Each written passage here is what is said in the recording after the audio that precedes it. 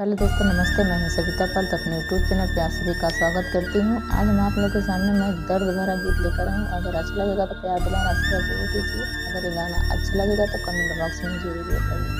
फूट गए राम की समतिया हो, बिना माई कन्हैया फूट गए राम की समतिया हो, बिना माई कन्हैया।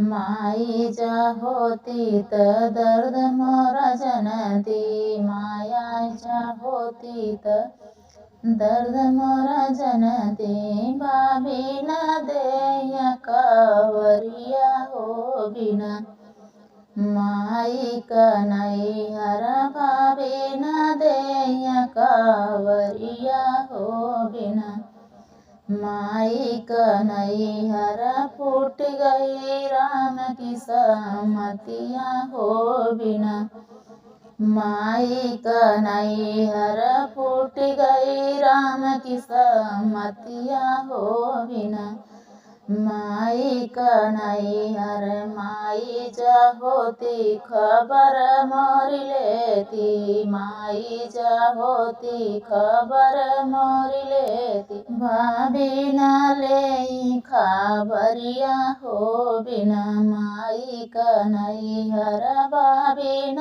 ले खबरिया हो, बिना माई कन्हैया। फूट गई राम की समतिया हो, बिना माई कन्हैया। फूट गई राम की समतिया हो, बिना माई कन्हैया।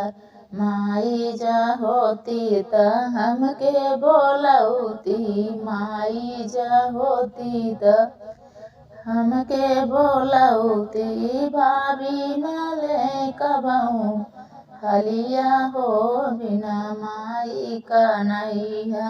भाभी न ले कबहू हलिया हो, बिना माई कन्हैया। फूट गई राम की समतिया हो, बिना माई कन्हैया।